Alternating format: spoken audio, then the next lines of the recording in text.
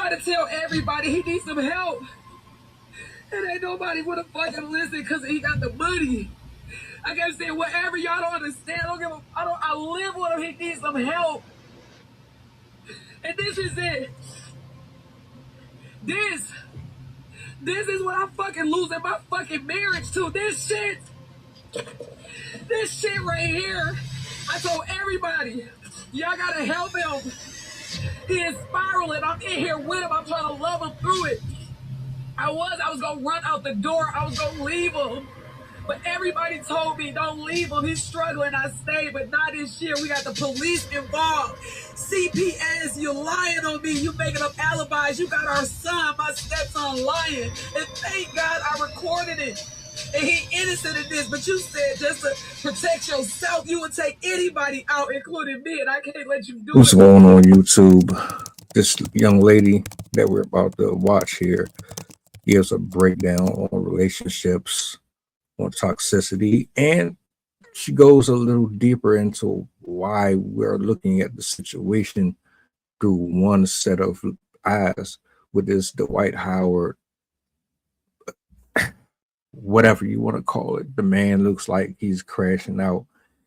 You see his wife online pleading and crying out for help, and she had some things that she wanted to share with us. It might be a benefit, so let's get into it. About it. Dwight Howard and Amy Luciani. I'm sure most of you have seen the video that she just posted where she literally pulls out a bag of snow, or I don't even know what it was, honestly. And she's talking about how her 12-year-old stepdaughter was taken by CPS because of things that her husband was doing, allegedly. Then she made some posts on social media, I think it was IG, about how, like, you know, people from her past had told her, like, you've got to stick your marriage out. You've only been in it for a few months. Like, I think it's been like 15 months. And they had this whole like divorce saga last year around July, but they got married last year in June.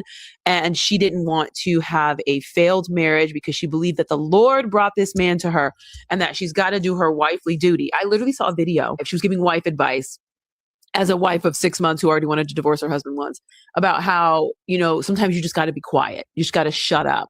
And it's important to just like argue without arguing. Girl, what? Well, I'm Dr. Allie, your not so friendly neighborhood life coach who got all the degrees so you don't too. I have a PhD in clinical psychology with an emphasis in health. And I actually got a little certification in relationship coaching because that's what I do on TV. I go on some of your favorite and messiest shows to help people on those shows process through some of the things that they've experienced and help them understand how the past is connected to their decisions right now. What I see here with Amy, whose actual name is Amber, what I see here with Amber and Dwight is a pattern that I see a lot. It's this belief that one of the most important things that can happen to a woman is being chosen for marriage by a man. And I'm a woman who's been married for 10 years. So I'm not going to sit up here and act like getting married isn't a beautiful, wonderful thing. But I say this often, marriage is not a goal, it is a result. The reason I make this clarification is because it changes the way we think about it. When we think about something as a goal, it makes us believe that we have a level of control over it, right? Because goals are things that you set up in your head and you say, I'm going to systematically do this and do that and do this so I can reach this goal. When you set up in your mind that something is a goal when it actually isn't, you can begin to blame yourself for not attaining that thing. When the reason you haven't attained it is because you don't have enough control over it.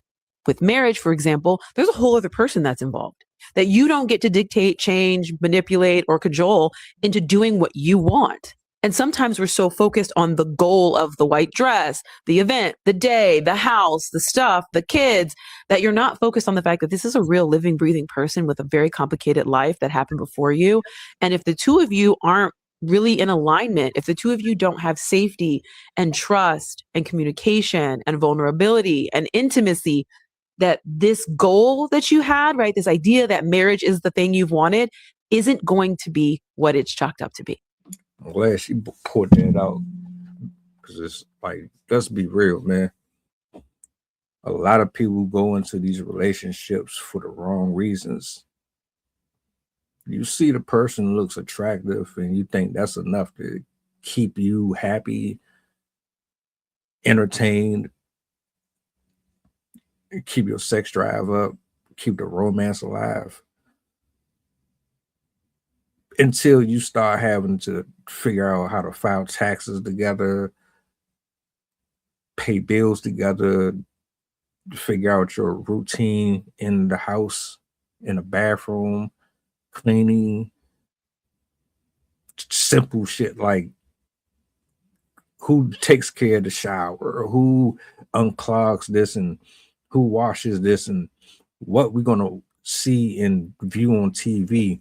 What's our programming look like? How are we going to blend each other's personalities into one household and navigate that conflict that's going to come with it? Because it's going to be a lot of challenges trying to accommodate another person in their style and their rhythm into yours. Then most people are just thinking about themselves the whole time. You're not really considering the other person.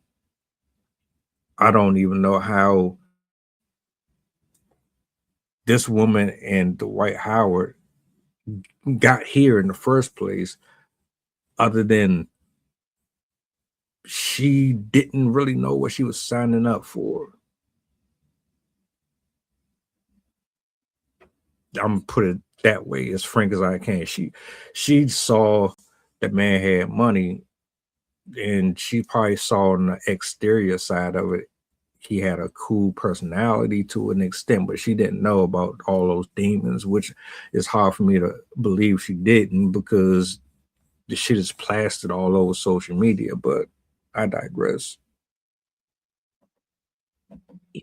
Because the point of a marriage is that it is a result of a really healthy, friendly, wonderful relationship. And I say friendly because I do believe that all marriages and relationships are different, but friendship is a very fundamentally important thing, because let's be real, okay? If we're going to spend the rest of our lives with this person, because this is what a lot of y'all are talking about, then at one point, he's going to have a bad back. He might get older. He might not be able to do that thing in the bedroom anymore. And if your whole relationship was based off of the thing he could do in bed and the money that he makes, people lose money, right? Money isn't always permanent, right? People can spend just about any amount, right? So if you don't have an internal connection to this person and you love as many pieces of them as you possibly can, because let's also be real, people are people.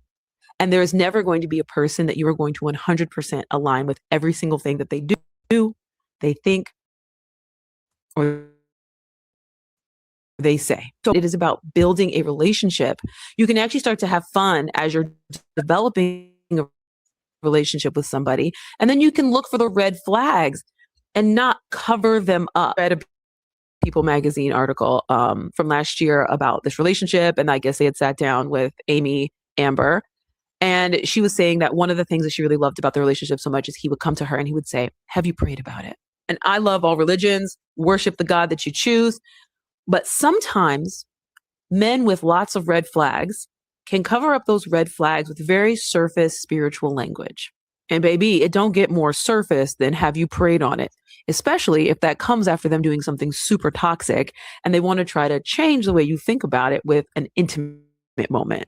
Prayer is a very intimate, non-sexual moment that they can use to manipulate the way that you see things. I'm sorry if that hit somebody's ear wrong, but it is what it is. And I said what I said. Let me tell you. I'm gonna be honest with you.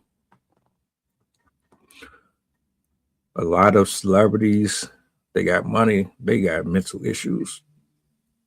We just call them geniuses because they managed to unveil bukus of amounts of cash, and they can flex it however they want comfortably. And you think that means they just the smartest person on the planet. But these dudes and these women, they be having issues, like serious issues that never get addressed because we coddle them and cover them up. So y'all be out here competing for the number one spot, and then you realize like the shit wasn't what you thought it was going to be. Oh yeah, you done shot yourself in the foot. Then you want to blame everybody else. Nah, I can understand her saying, you know, he has a part in this, which he does, because he with all the stuff going on with him, he shouldn't be dating nobody. But she should have done her research or done a better job at it too. Right? Don't get it twisted. Y'all, a lot of people's trauma gets in the way of their current dating and relationship decision making, because trauma can reset what we see as baseline and what we see as like quote unquote normal and typical. So we can begin thinking that yelling and constant arguing and maybe, physical violence and things like that are acceptable or are normal within a relationship. They're not. I'm going to say something else y'all might not want to hear. So just hold my hand, okay? For a lot of y'all, if you actually were with a man who exemplified the life of Christ, you are so much more than that. And if you are in a marriage or a relationship that is not feeling good to you, it's okay to move on. You're not losing a marriage. You're not losing a relationship. You are gaining peace. You are gaining control. You are gaining the life that you actually want to live. Let's talk about it. Dwight Howard and Amy Luciani. I do wish the best for them both. I hope he gets help. I hope they both get the help that they need, because marriage is not what social media shows you. You know, the yachts and the jets and flying everywhere you want to go. As soon as you pick up the phone, you can just have them waiting for you at the airport and all that. And then you just got the red carpet and paparazzi. It's not that. Sometimes people are battling addictions. They got bad attitudes. They're a compulsive liar. They don't know how to work with other people. It'd be a number of different factors that test your patience and test if you are really there for the reasons that you should be, to compliment the other person in areas that you otherwise wouldn't have. Dwight Howard had problems prior to they got married. He had issues before she or he even knew each other. So the fact that he never addressed those things the way he should have told everybody everything they needed to know, especially her, since you chose to be with him. Best of luck to both.